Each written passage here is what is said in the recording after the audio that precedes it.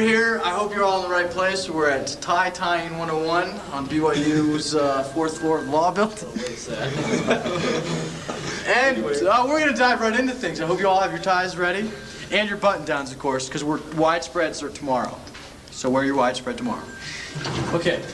You start out with your button down collar up, most generally, because if you have it down, it's more difficult to tie. The tie is much more loose and free with the collar up. The first step in tying any Windsor, look at the camera, any knot at all, is the length of the tie. You've got to get the appropriate length. The thin side always on the left, no matter what knot you're tying. The fat end of your tie should be approximately 6 inches below the belt, because when you're done tying, you want the tip of the tie to be exactly at the belt buckle. Yes, Zane, Lane. What if your tie is not long in the first place? Well, you've got a problem. You gotta buy a new tie. Well, son, you should have voted Republican. I don't know what else to say. Thanks. Okay, first knot we're gonna tie is gonna be the full Windsor, because it's my favorite knot. It's the best looking knot and the most symmetrical knot. Okay, you got your skinny part on the left. You put it under the fat part. Take the fat part, which is now on the left because you switch sides. It's called a tongue. But we're looking at a mirror image, so.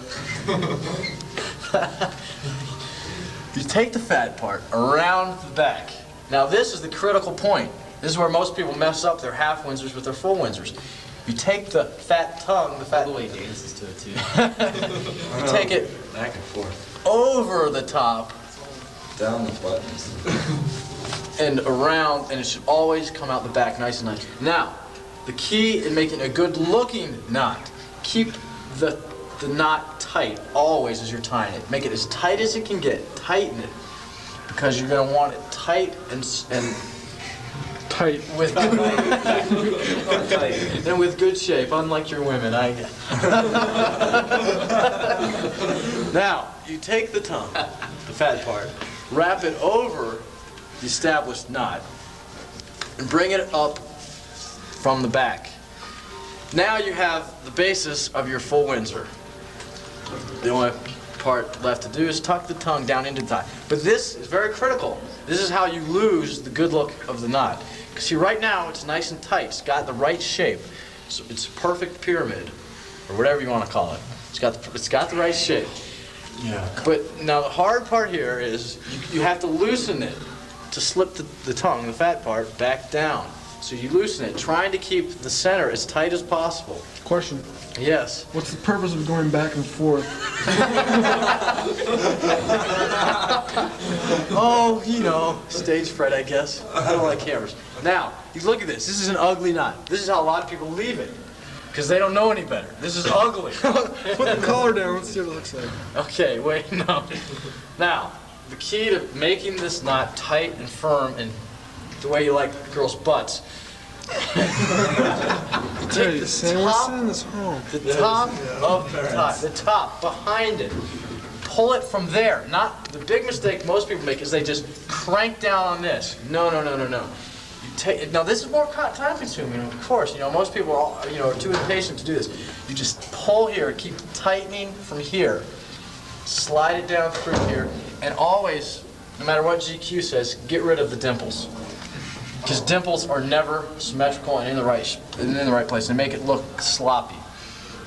Now you work the knot with your thumb and index and thumb, forefinger and thumb, to get the right twist on it. You don't want one side of this tie over here so you can see the back of it. You always want it flat, not necessarily flat, but you want it evenly distributed across the front.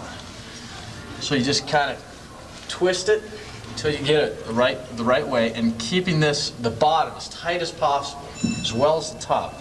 Now you have your knot. You got to button the buttons. Down. That would be a bad move. People walk around with one collar down and one unbuttoned.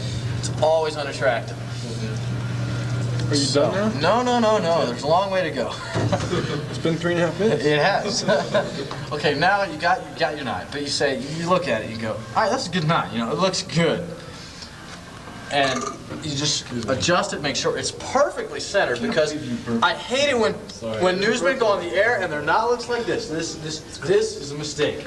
Always, this is the key point. I mean, you spent, what, 3 minutes tying a perfect knot? Just tie your Center it. Get it where you want it.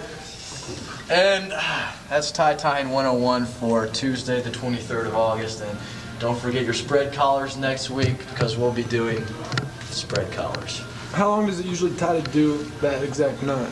Well, if you get good at it, you can whip one out in about 30 seconds. How long does it take you? Approximately 45, because I'm more picky than most. 4 minutes and 12 seconds.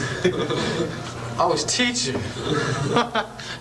So what do you want? Okay, would you like to learn the new Windsor? Well, now, could you go into the shoes? The shoes, key point in a man's attire. Oh, I forgot. We forgot the part about sliding the thin part into the little thing that comes with the tie. All right.